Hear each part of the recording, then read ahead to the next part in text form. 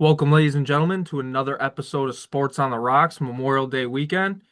With you here, hosting today, Potts, Cody, I'm assuming, who is not with us today, camping, it would be my assumption. Um, but good news for you. I got the smarter of the two. I got Debo here with me. Let's go. He's gonna have a lot to say about that, let me tell you. Glad to be here though. Like you said, Potts Memorial Day weekend celebration and festivities are going on, and Cody's just partaking. So, we're here talking sports, everything you guys are chomping at the bit to hear about. I mean, Drew, I guess we can just dive right into it. We're in the conference finals in the NBA.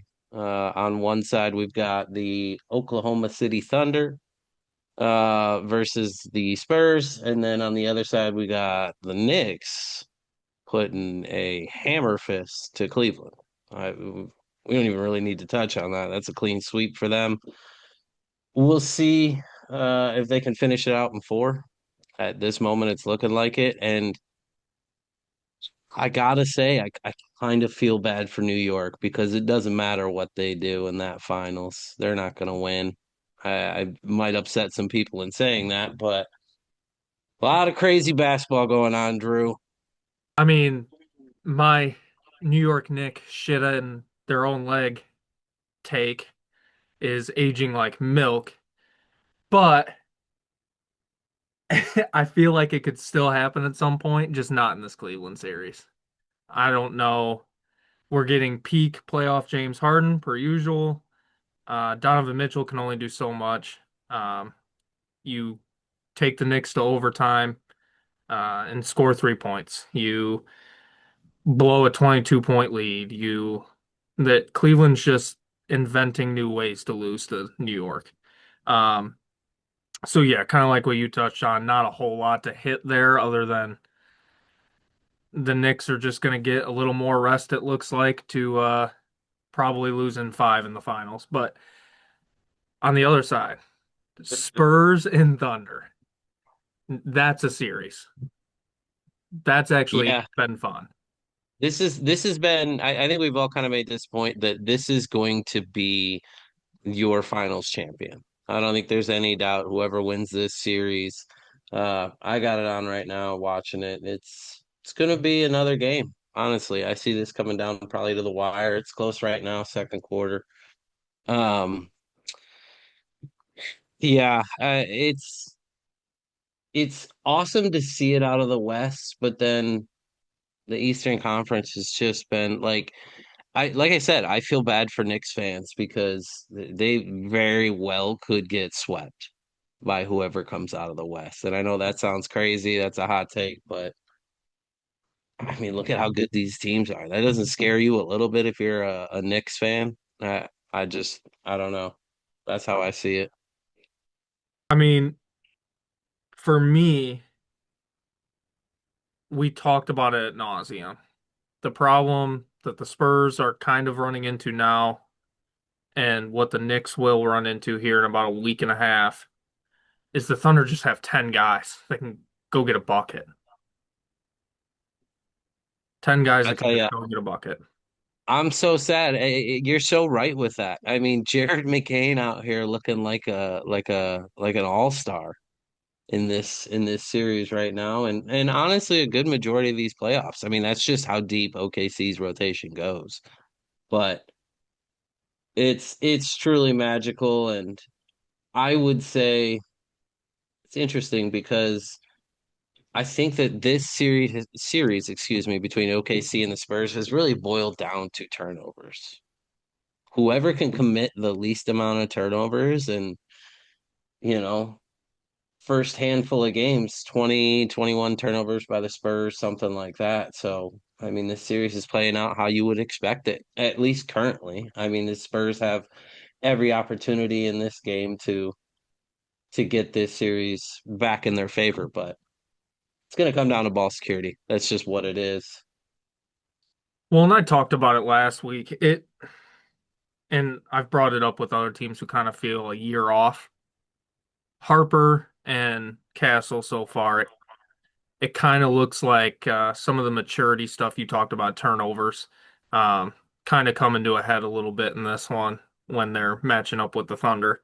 So Wembanyama, get first two games, fantastic. A little bit of a rough game three where he talked about, I'm not getting my teammates involved as much as I like, that kind of thing. But um, invaluable experience for them. At some point, you would think the Thunder are going to have to pay the piper and figure out how to pay 10 different guys 50 million a year, which just isn't going to happen. So, I mean, No, they're gonna lose some of that core. That'll happen. That's the way business is.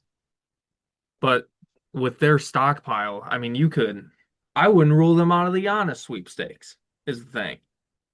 Because Well, with all their draft it's capital and all those players, like they could really put something nice together for Milwaukee that makes Milwaukee a contender in the East. that's exactly it. You hit it right on the head. I mean, you took that right out of my mouth. It's kind of astonishing because then you look at this year's um, sort of draft projections. Obviously, we went through the draft and everything like that, and we've gotten either opt-ins or opt-outs from all the players at this point. But it just seems like for them to be in position for someone like a Yaxel and then to have another one around the corner at 18, like it's almost nauseating. But to your point, I mean, they could really do anything. I think really this series and this season is going to dictate it. I know, obviously what they did last year, but I mean, like you said, you're going to get to a point where you're going to have to decide who to pay and who to keep or who to kick to the curb. I mean, it just is what it is. But I will say, I want to pose this question to you. I think a lot of people have brought this kind of discussion and debate up about the officiating and the lack of calls that are going the Spurs way. And, maybe a little bit of that is due to Wembanyama, his size, what kind of physicality he brings to the table and what it takes to guard him. But I don't know. I feel like some of this discussion, wow, what a buzzer beater. Yeah, Who was that? Was Wembanyama that just hit Wemby? a buzzer beater Oh three my from half court. God. That was disgusting. He's a freak. He's an absolute freak. It's such a pleasure to be able to watch him. I think if he can stay healthy, man, I don't know how he doesn't just wreak havoc in the NBA for the length of his career. Well, that's why I Truly. said last week, I kind of just, with my team out of it now, I kind of hope the Spurs just win one, get it out of the way now, so that nothing can ruin something special like injuries later on for him of a person with his build. I know exactly what you mean. Would have been nice with Joel Embiid, but we didn't get that opportunity. So, I mean, yeah, I agree with you. I think it would be nice for him to get to the mountaintop and do it early in his career. That way, I think it sort of probably eases the pressure a little bit too, because I think he's such a true hooper in every sense. You know what I mean? I think he has that sort of that dog in him and that just wants to beat your ass up and down the court every time he steps on it. So it'd be interesting to see how it plays out. I mean, he's out here hitting half court buzzer beaters like Steph Curry. Well, last series versus Minnesota, my favorite thing about that series was Wembanyama getting suspended. I Yeah. like that he said, "You're gonna keep poking me. You're gonna keep trying to poke the bear. You're gonna do some shady shit with trying to take me out of my game. I'm gonna throw an elbow and I'm gonna get you. Get away from me. Thank you." He does that. Anthony Edwards in the past has done a couple of these new age guys are a little bit old school, and I like it. No, I love it. I I love it. agree. I think it brings a certain competitive nature back to the game that maybe felt like it was missing. You know what Or I mean? still is Like, if you're a fan of Shy. yeah, I mean, it's truly it's kind of hard to watch because he's so talented. He doesn't need to do any of that stuff. Like he really doesn't. He gets his shot when he wants it. He's consistent. He doesn't rush anything. I mean, does he get his players involved? Maybe Not so much. I mean, they'll move it around in the possession, but it usually ends up in his hands.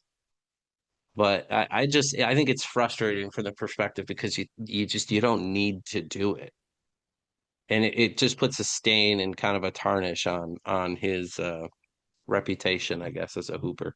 And what's worse is A, he's getting rewarded for it with awards. Back to back MVPs. And two, you're going to have a whole generation of kids now that are watching the NBA and, oh, I'll just foul bait. I'll average 20. Yeah.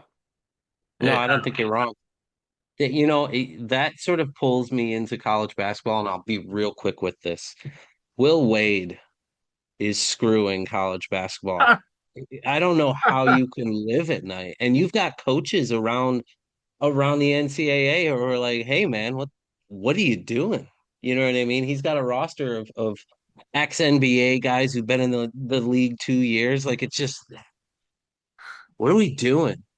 Like, is this what we want our you know generations to follow, to model and be? Like that just seems wild to me. So Are you upset with Will Wade or are you upset with how the system is set up? Because all he's doing is both. gaming the system. I'm upset with both because as Will Wade, you're exploiting it and you're putting all these other teams in positions where you're like, how do I even navigate this current status? I think that's a fair point. I really do. But then again, it's also the NCAA and just how broken they are as an organization and how corrupt it is. Like it baffles me. You continue to see these stories come out and I don't know, one just trumps the next on stupidity levels. Like I don't know where we changed as a society. I don't get it. I'm pretty sure two of his players too like played professionally in Greece. Dude, it's bro. Oh, To it's be so fair, he still ridiculous. has to get them all to play together and accomplish something. I don't disagree, but you're So he's overstepping yeah, everything. I hear you. Like I don't know. That's a whole nother tirade. We're saving college basketball this week, folks. So we don't want to get, like I said, I just wanted to scratch the surface. But like the integrity, like the the the the morale that you were taught as a youth, and then this is how we're like. I could rant for days on that, but that's just my personal opinion. So, but yeah, I mean, NBA is truly lived up to the expectations, I feel like. I mean, obviously the East is down, but to see this competitive nature in the West, brother, this is premium basketball. This is NBA at its finest. Obviously, there are some things that are maybe dragging it down with the foul baiting and this and that, but uh, I'd like to go on record and say this is a collision course in the finals between OKC and New York. And if you're New York, man, you might listen, I'm not trying to be funny about this. You might leave in a body bag. Like it might get ugly. I just say that right now. I mean, it's the 24th Sunday that we're filming this. Obviously, you guys know we film on Sunday, so all this could change, but whew, NBA. Wow. Well, before we transition to NBA to NHL, the biggest NBA news that came out today, you touched for a second on your Sixers. Tyrese Maxey, All NBA for you. Hmm. For me, Kawhi Leonard, All NBA second team. Okay, okay. We'll take it. I Yeah. think me and I you will mean, just take anything we can get. We'll take it. listen, man, to have a core that is Maxi and VJ Edgecombe. I look forward to the days ahead. I think Bob Myers will steer this organization in the correct direction. And what this roster looks like, who knows? But yeah, a lot of things to look up to. And obviously the honors and the recognition only further cements that. So, Absolutely. Well, with that, let's flip it over to the NHL. We got Carolina and Montreal in the East, Vegas, Colorado in the West. Right now, Carolina, Montreal, tomorrow night, 8 p.m. Game three in Montreal, currently tied 1-1.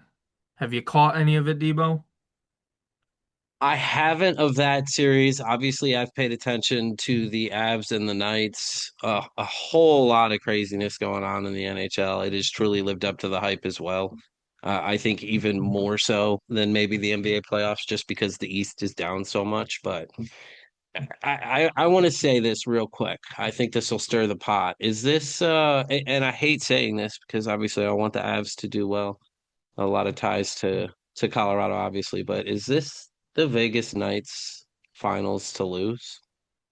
No, I mean, no. no. Okay. So Well, first two games while we were recording last week, came out the next day that Cale Makar had been dealing with an undisclosed injury for so long, finally came to a head. He missed both games in Colorado. For those of you who don't know, Cale Makar is, and I've seen a lot of great defensemen in my lifetime. Cale Makar, when it's all said and done for his career, will be one of the three best defensemen I've ever watched. He is that good.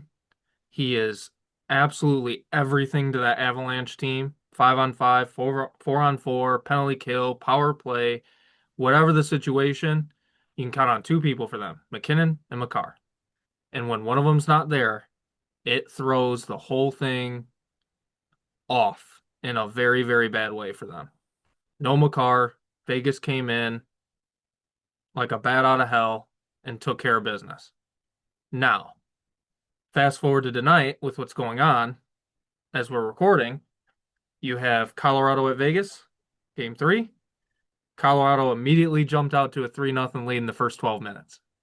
Guess who's back? Makar. And it yeah. was apparent and evident early.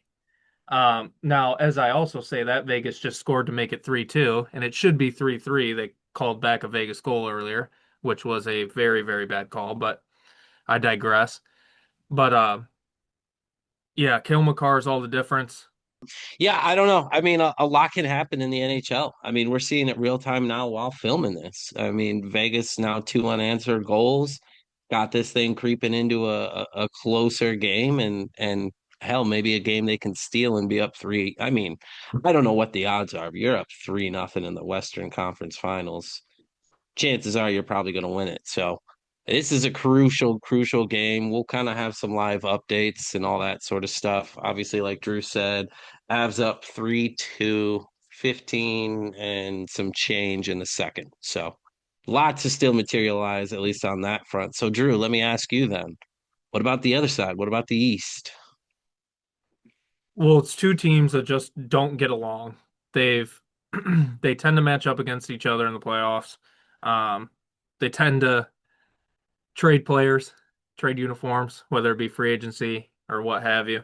But again, absolutely fantastic. It's going to come down to the goaltenders. You have Dobes on Montreal, and you have Freddie Anderson, who can be got for Carolina, although he's played fantastic. And Dobes is just so young, so he's also a little naive. He's got a hot head on him. You can get to him. Um, it's 1-1 going back to Montreal, but I still think at the end of the day, Carolina's got the coach in Brindamore, the experience, everything about it tells you that Carolina will still find a way. Montreal stole one, fine, but Carolina is the class of the East. I mean, they got this game on Monday at minus 135 for Carolina. So at least Vegas feels like this is the Hurricanes to clean up. So I don't know. We'll see how it shakes out. It'll be interesting. Yeah, and then on the West, just want to touch on one thing for anybody that listens that's a fan of the NHL or is just a casual watch for them. First off, gonna pat myself on the back. Carter Hart for Vegas in net. Unreal those first two games in Denver. Just what a playoffs. Tortorella came in late in the season, and Carter Hart is my number one. No Hill, No Schmidt, no nothing. Carter Hart is my number one. He's gonna play every single game, and I'm gonna get proved right. Well, just like Tortorella, I'm right. Carter Hart's a stud, whether you agree with the off ice stuff or not, or whatever is a human off the ice. On the ice, absolute stud. And if you go online Well, and you I'm going online. I'm looking right now. He's got 21 shots, 18 saves. The other three are goals. So I mean, he to be got fair, blitzed tonight, but yeah, things are looking rough. Things are definitely different than they sort of have been. I will give him that. yeah, tonight's been he got blitzed early again. McCarr being back, Colorado was gonna come out looking for blood. But if you go online with all this Vegas stuff, Vegas gets a ton of hate. They are the villain of the NHL.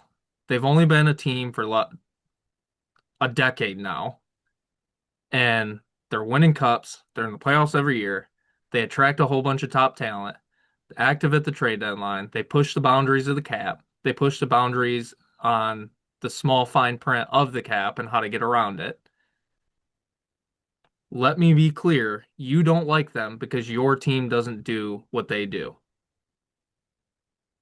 You, I, as a Red Wings fan, I should hate them because Illich doesn't spend anything. He spends as little as possible with all his Little Caesars money. And they're not even $5 anymore. Go out and buy a player, please. So I would be remiss if I didn't say this on the podcast. I tweeted it out. Follow us on Twitter, by the way. This offseason, please, Detroit, offer sheet Dorofeyev from Vegas. For the love of God, please. How would he want to leave? They're just out there winning cups and competing every year. I mean, They have other ambitions, I believe, that would not allow them to retain Dorofeyev, excuse me. I yeah. truly, in my heart, believe that they will be somewhat involved in the Austin Matthews sweepstakes when it does come and when it does happen. And Hurdle, Barbashev, and Dorofeyev, some combination of those three will probably have to be the ones that either move or are willing to take a cut. I'll go with the latter and say that it'll be some sort of sign and trade, three-team trade, or again with Dorofeyev already being restricted, if you offer sheeted him 8x8, I bet you get him out of Vegas. I'd have a hunch. So Let me ask you, Drew. I got a question. So the hate that Vegas gets was that just the right market in Vegas to be able to pull off kind of putting all of this together that is the Vegas Knights? Or is that maybe a microcosm of, say, the expansion and what that actually pulls in for teams? Because I mean, I'm not super familiar, but I know in the NHL, when you're an expansion team, you get to pick players off of other teams. Is that correct? correct, there's protected lists for all teams, etc. Um, Vegas did a great job from the jump with the structure of the team. They're aggressive. Um, they take no prisoners. They're kind of like a um, high profile soccer team overseas. They don't care. If you're not winning, we'll move you. There's no wait. It's all gas, no brakes in Las Vegas. And I'm not even talking about the hockey. So they have no issue. Like this year, they're in the playoff hunt. They're leading the Pacific all season long. 10 games left, 12 games left, whatever it was. They fired their coach, brought in John Tortorella. Yeah, you're winning, but we don't think you can take us where we want to go. We don't care. See ya. We'll pay you. Whatever. Next guy. Let's go. They don't care. Win. Name of the game. Win. And all Vegas does is win, and you hate them for it. You hate them for it because your team's not as good. I mean, it's They crushed the expansion draft. Buffalo at the time was stupid enough to let Eichel go there. Toronto was stupid enough to force Mitch Marner out of town, and he went there. Um, Calgary was stupid enough at the trade deadline this year to send Rasmus Anderson to them to even further bolster their defense. I mean, just across the board. Um, you don't hate them for any other reason that they're just better than you. They're just better than you.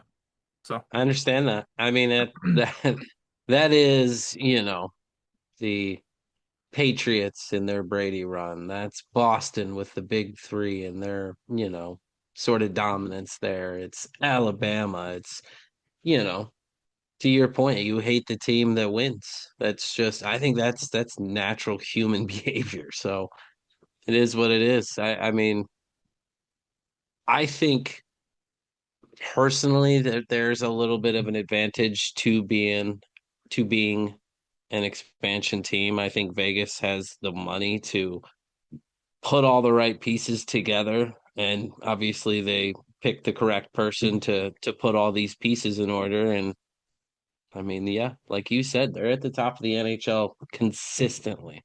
and to their credit, Utah, who was in the playoffs this year as well, has done a fantastic job on their part too, coming in. Obviously, they still have a few issues to work out, but they have a young owner. They have a great new arena.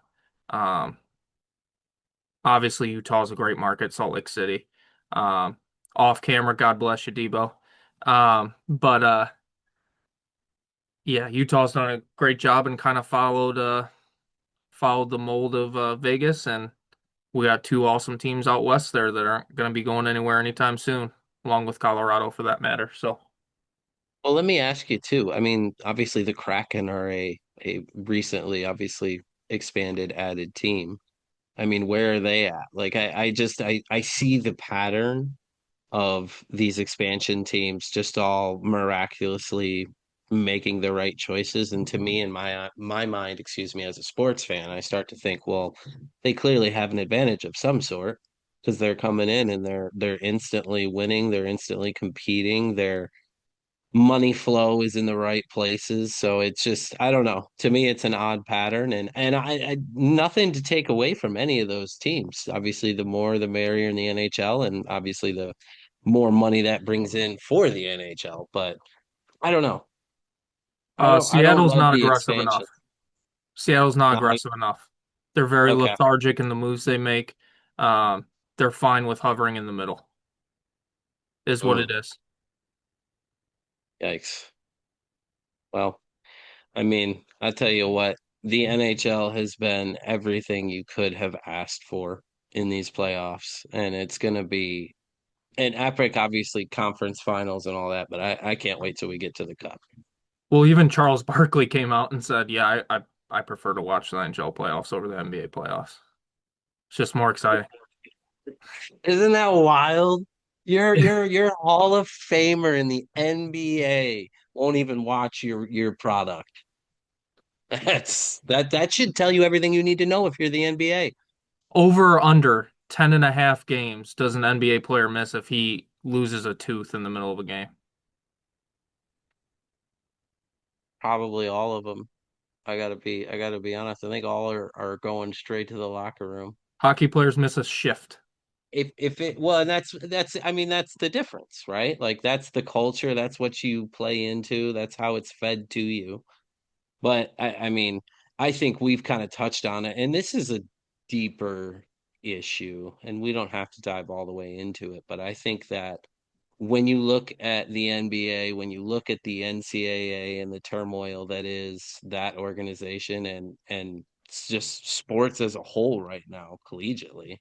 But then you go from there and you look at okay, high school, AAU. Like I can't tell you how many reports and just crazy dollar amounts to get your family into these AAU tournaments that you just paid a boatload of money for your kids to just play in. And obviously, there's it's just it's a deeper issue that I think you really need to get to the root to solve. I really do. Couldn't agree more. We got some NFL goodies to touch on here with you folks. Some major news breaking in the NFL as of just a day or so ago. Aaron Rodgers will be playing his last season for the Steelers this upcoming year, and then will be retiring. So pretty big news. Lot of a lot of the first things that came to mind for me were um, as Pittsburgh in the organization, what's your plan? You know what I mean? You got 1 year with this guy left, and then your franchise is floating in the abyss, if you will. I mean, I know we got a great draft class. I think all signs probably lean towards them having to nail this upcoming draft when it comes to a quarterback. I mean, for Pittsburgh, I mean, they just seem hell bent on going 9-8. But I mean, I'm trying to be nice, but simply just the Aaron Rodgers part of it, um, it kind of sucks knowing it's his last year. Because is he what he used to be? No. But is he in my lifetime one of, if not the best, just thrower of the football? Absolutely. Absolutely. Arm angles, Hell, everything about it. hell of an improviser too, I'll tell you what. For Um, someone I'm who's as unathletic as Aaron Rodgers is, he made some people look dumb in the NFL and completed some really crazy passes. Yeah, and Cody, if he was here, knows all too well that sideline throw all those years ago to Jared Cook on the sideline to eliminate Dallas. Insane. Just some of the Listen, I'll throws tell he's you what, made. it, they've happened in plenty to the Lions too. He did it to us a handful of times. Them late Hail Marys of Aiden whomever. Yeah, Like it, he's perfected the Hail Mary. The way he'll take that side step and then one back step and just launch it. The way he's perfected that throw is insane. yeah, yeah, a lot of different elements from his game that made him who he was. I think obviously a Hall of Fame quarterback and one who got him a discount double check, as they would say. Is that what it was, Drew? Little Yes. discount double, yeah. Got himself a belt, got himself a championship. So I mean, obviously, from my perspective, obviously the Lions, the NFC North, and all that sort of stuff. Um, didn't love to see him have as good a career as he did, but you know he seems like a down to earth guy. I think that's very obvious in a lot of the things that he's done in his life. Um, but yeah, I mean, I think good on him. I like that he has made the announcement prior to the season too. Just I get don't it know out of the way. why. Yeah, I Get it think out of the that's way. a great way to look at it. I mean, this stalemate and contract talk and am I coming back has been going on for months now. So it's good to finally have it all come to a head and a conclusion and one that, can't fault the guy. I mean, he's played in the NFL for quite some time, and I'm sure he just wants to go hang out in a teepee somewhere and inhale toads or something. I don't know. You know what I mean? Like, good for him. And on the Pittsburgh side of things, I mean, okay. Like I said, hell bent it seems on going 9-8. This should be an all-in kind of year if Rodgers was going to come back, and he is. And nothing about this team screams, "Yep, we're going for it."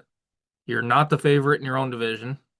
You're probably not going to get a wild card spot. Your future is bleak because you're going to be not bad enough to be there in a generational quarterback class without mortgaging the future again. You're They're stuck in the middle.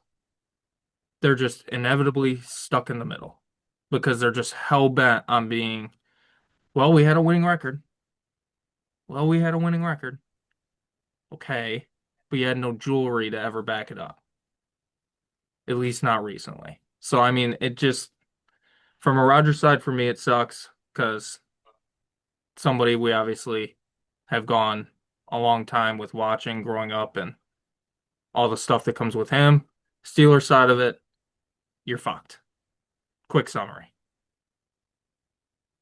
Yeah, I mean, I wonder where they go. I mean, obviously the Steelers picked up Drew Aller. Hey, he's not the answer. I mean, Rudolph, I don't think it's the answer either. I mean, they're gonna I, have to look externally for their future. And I mean, I'm just going through here and looking. I mean, it seems as if they're working to bolster the offense. I mean, first round pick this year was a tackle out of Arizona State, a wide receiver, Drew Aller, um, a cornerback from Georgia, another offensive tackle, wide receiver, tight end. So it looks like they're focusing on the offense, but I mean, this is going to really dictate where this franchise goes for the next, I would say, 3 years. You know what I mean? Like, I think this is huge for them. And to me, I think we all kind of saw this coming with Aaron Rodgers. So to me, this story, and no disrespect to him, but to me, my brain goes more towards what does Pittsburgh do now moving forward? So, I mean, a lot of questions unanswered. well, good news is we've seen it before. Rodgers can carry Mike McCarthy's dumbass to a title, so maybe they'll strike magic and do it again. What is not magical is Chicago not being able to keep the Bears in Chicago. I mean, it's if you're a Chicago sports fan, how much does this just tear you up inside? Like, how do you get this wrong? Well, I'm truly, I'm looking at it from a fan's perspective. I just, I hate, I wouldn't even say I hate because hate is a strong word, but I dislike the Bears. I mean, the same, sort of sentiment with the Packers is there and the Vikings too. But I mean, you almost got to feel sad for these fans. I do, but I don't.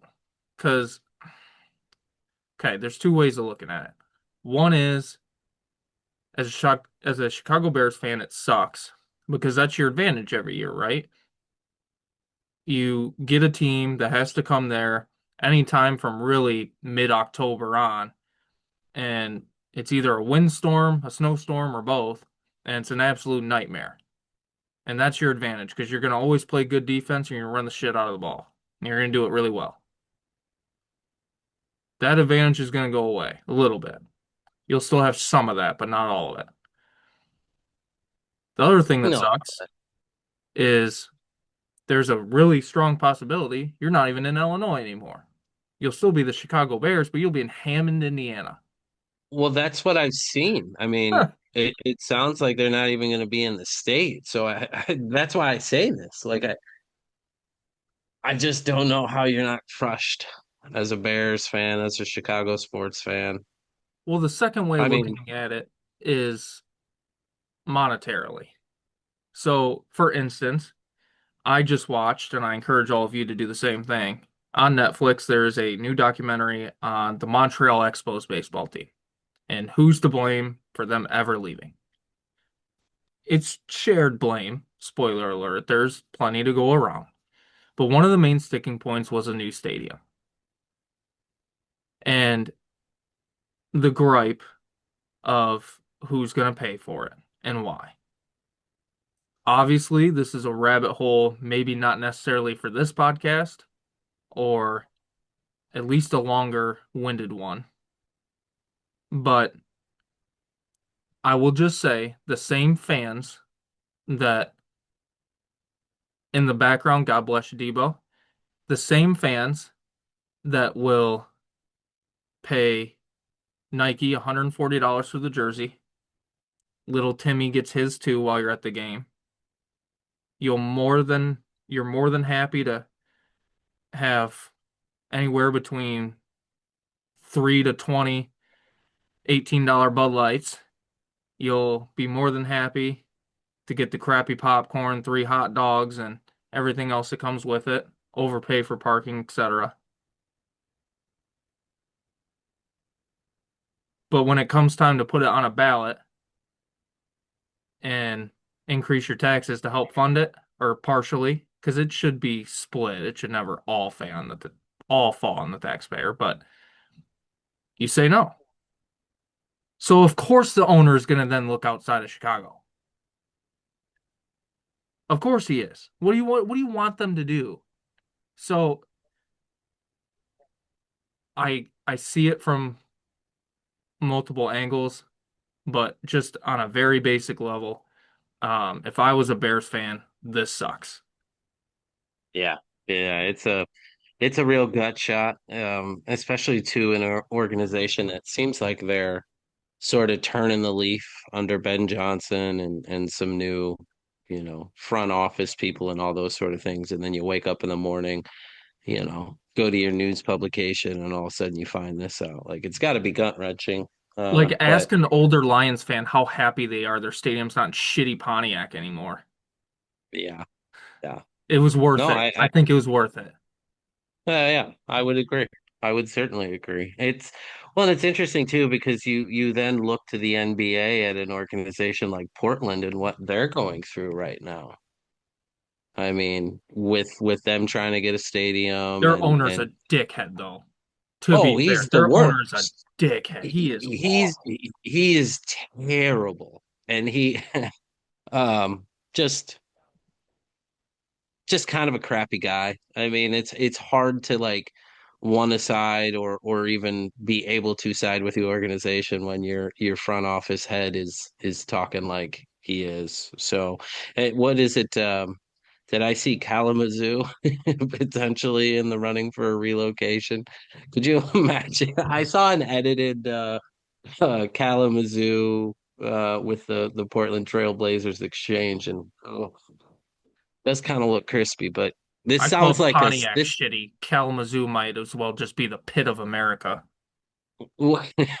this sounds like semi-pro. This sounds like the Will Ferrell movie. You know what I mean? The Like Flint it just Tropics.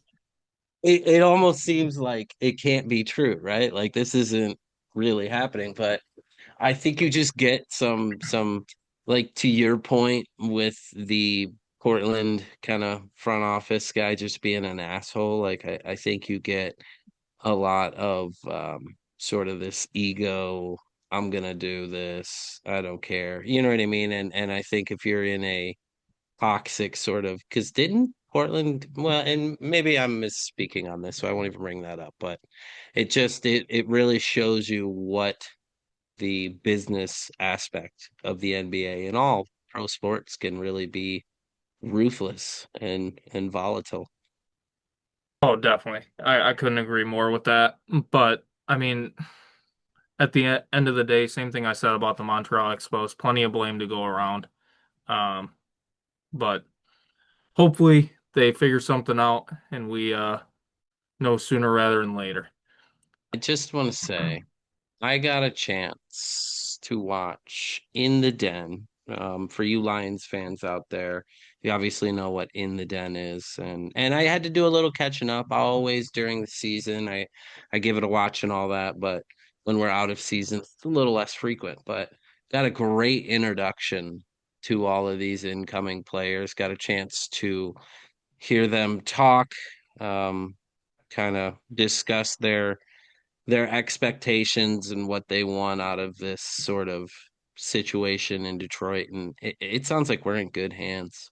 We are in truly good hands. I love the character of the guys that we brought in. And it's got me excited. I know we got quite a ways until NFL is up and going again, but you get a chance to sort of live in live in the off season and sort of take in all those little things that keep you going until the start of next season. So I thought that was really cool. Looking forward to the Lions. Drew Petzing, very curious to see how that situation goes, being the new offensive coordinator. Sounds like from top to bottom, he truly knows football and has been in a lot of different positions throughout his career. So I think we can get these players to buy in and also Drew really um, selling his product. You know what I mean? Because I think the Lions, under the home of the head coach, has just really turned a new leaf, and we need that matched energy for Dan Campbell. So thought that was interesting, though. Absolutely, like you. I'm just ready for the season already. I miss Oh football. yeah. Oh my God. I mean, I Uh, think I think that's natural too when you get to that schedule release time and all that sort of stuff. You just yeah, as a true football fan, you get a chance to really just be excited. You know what's around the corner. I'm ready to And I be can't hurt wait. again. I'm ready to Listen, be man. hurt. Break my heart again. I'm ready. Hey, I think you'll be just fine. But I also want to say that I'm all in on Detroit this season. I think a lot of moves have been made. I think it still really depends on the health of that back end of the secondary. That's going to be crucial and key. I know they've made some additions and did some things to maybe fill those holes in the meantime, but regardless, my expectations are, if you followed last episode, no more than three losses. I mean, you know, I'd like to see a major turnaround, especially after, following up a season in which you went 15-1 to laying a goose egg like that. So, um, just ready to get going, like you said, man. I mean, it's fun that we get to enjoy these little moments leading up into the season. I think it's really cool. Oh yeah. And to your point, the Lions are filling holes in their secondary. We should probably touch, speaking of filling holes, on the Patriots real quick.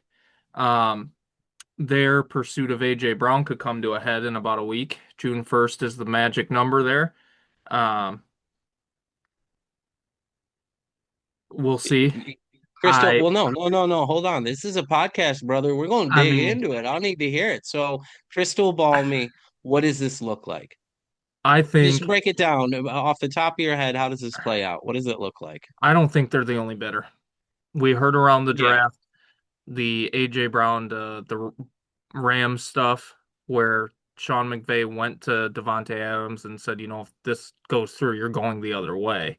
Um, which if I'm him, I'm of all the trades that could happen, at least it's to Philly. I mean, the, Yeah. There, I wouldn't be mad but about that. There are a lot of worse places you could go. but no, I think it's not going to happen June 1st. Howie Roseman has a funny way. He's the same general manager, and I'm sorry to our buddy Chris that traded Sam Bradford to the Vikings for first round picks back in the day, right at the Oh, start of training camp. So oh. I'm not gonna put anything past him. Just the He's gonna heart do just right he's on the gonna table. he's gonna do his due diligence and do what's best for us, obviously. Yeah, I think he's one of those guys who's earned his space to work. You know what I mean? I mean, there's a reason that, and I'm not here to glaze, but there's a reason that the Philadelphia Eagles have been in the position they've been in. I mean, he's a expert contract negotiator in getting what will pay dividends in the long run for the team. So all credit to him and putting you guys in this position to, you know, succeed. Yeah, we seem to be in a good spot. I I think the writing's on the wall. A trade will happen. It's just a matter of when and to who. I don't think it's locked in that it's New England. So we shall see. But with that, before we do the question of the day, Ooh, okay. stop right here. Like, subscribe, follow, interact with us. All platforms, YouTube, Spotify, X, everything, Instagram.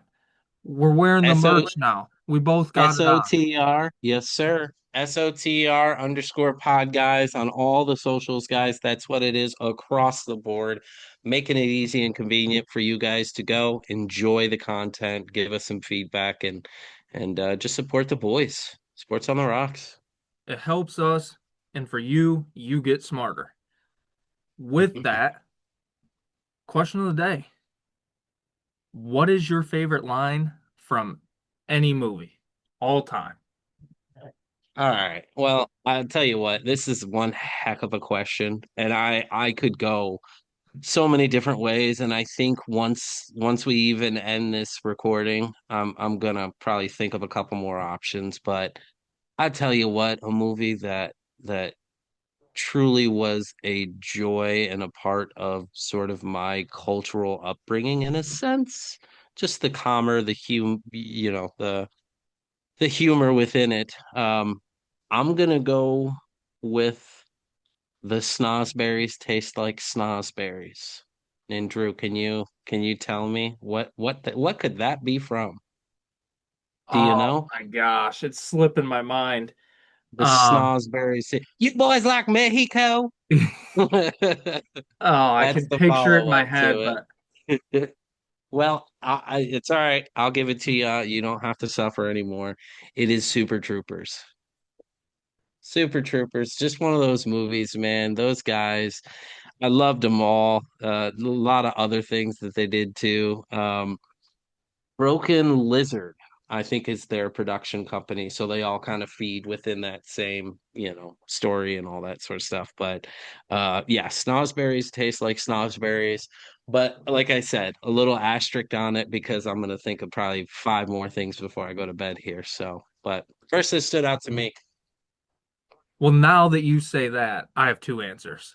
So the first one, I'll keep it I didn't. simple. It's from the second Super Troopers, and it's simply Pele, and then he kicks the soccer ball as hard as he can and hits him in the face. Yeah, So yeah. I'll take that Uh, layup. My favorite movie line that I was going to pick, and I use it all the time in the car business, dealing with warranty and stuff, etc. It's not about what you know, it's about what you can prove in court. Law-abiding citizen. Love yeah. that movie. Gerald Butler, right? Yep, Gerard Gerard Butler, Butler. Jamie Foxx. It's outstanding. I love that movie. I could watch it over and over and over again, and I use it all throughout life. So, Yeah, that saying, you mean? yep. Yeah, yeah. No, that's a good one too. Folks, I tell you what, get on the socials, interact with us, let us know what your answer is for today's question of the day. And I'll tell you what, it's been a joy, it's been a privilege to sort of recap these NHL, NFL, all these little things with you folks. And guys, I think Drew, I think we can wrap it up. What do you think? Yeah, it's time to get out of here. Avalanche and Golden Knights now tied at 3. Third period. Okay. All right. Got a lot to go with there. I'll tell you what, too. Spurs have all pretty much wrapped up this game, too. So there's your quick update before we pop on out of here, folks. That just means you need to tune in next week for the recap on that. And hopefully we have the Cowboy back with us. Yes, sir. All right, folks. Well, this has been another edition of Sports on the Rocks. Thank you all for tuning in. Hit that like, subscribe button, and we are out. Peace. Adios.